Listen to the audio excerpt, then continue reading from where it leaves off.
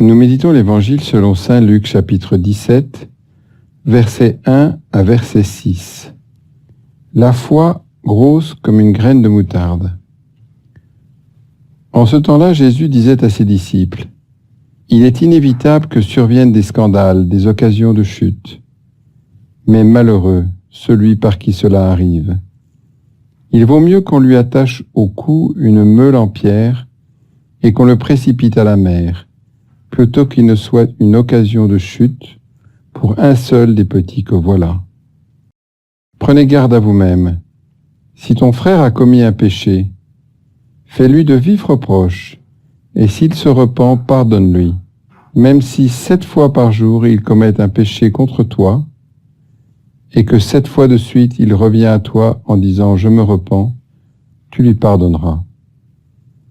Les apôtres dirent au Seigneur, « Augmente en nous la foi. » Le Seigneur répondit, « Si vous aviez de la foi, gros comme une graine de moutarde, vous auriez dit à l'arbre que voici, déracine-toi, et va te planter dans la mer, et il vous aurait obéi. » Prière. Seigneur, comme les apôtres, je veux te demander d'augmenter ma foi en toi et en ta parole. La vie que tu nous demandes de vivre en tant que chrétiens est semée d'embûches. Et pour pouvoir donner un bon exemple à nos frères, il nous faut ton aide sanctifiante. Demande. Grandir dans la vertu théologale de la foi. Réflexion. Point numéro 1.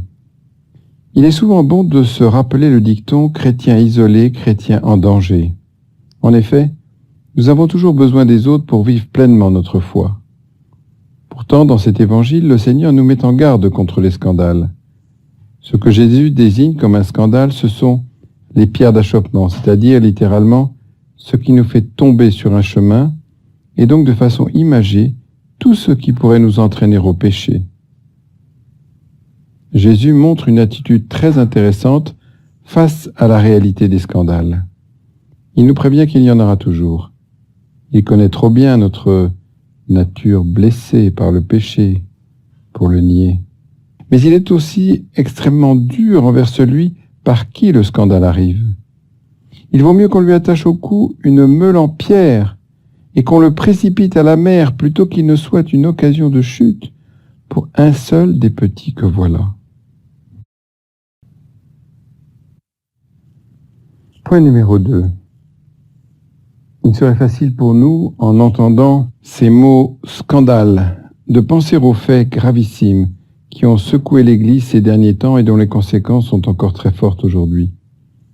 Évidemment, les paroles du Christ s'appliquent à ces situations.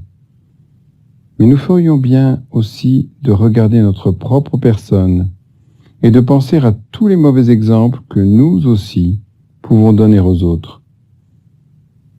Bien souvent, sans nous en rendre compte, notre mauvais esprit, nos critiques, notre paresse et une foule d'autres petits défauts que nous connaissons bien peuvent être ces pierres d'achoppement sur lesquelles nos frères risquent de tomber dans leur chemin vers le Christ. Au lieu de les tirer vers le haut, nous les entraînons souvent vers le bas. Point numéro 3. Que faire alors ? Le Christ nous donne comme toujours la solution. Premièrement, il faut savoir pardonner à nos frères et aussi parfois à nous-mêmes. Ensuite, il nous faut beaucoup de foi. Une foi chevillée au corps, qui malgré les mauvais exemples et malgré mes propres chutes, ne doute pas une seule seconde de la bonté de Dieu qui attend simplement que je lui demande pardon pour pouvoir continuer à me donner ses grâces. Le mal a été vaincu par la croix. Nous avons la victoire, seulement il faut y croire. Dialogue avec le Christ. Seigneur, un grain de moutarde peut sembler tout petit, mais c'est déjà difficile pour moi d'avoir une foi aussi grosse. Augmente ma foi, Seigneur, et donne-moi le courage de ne jamais douter de ta victoire sur le mal.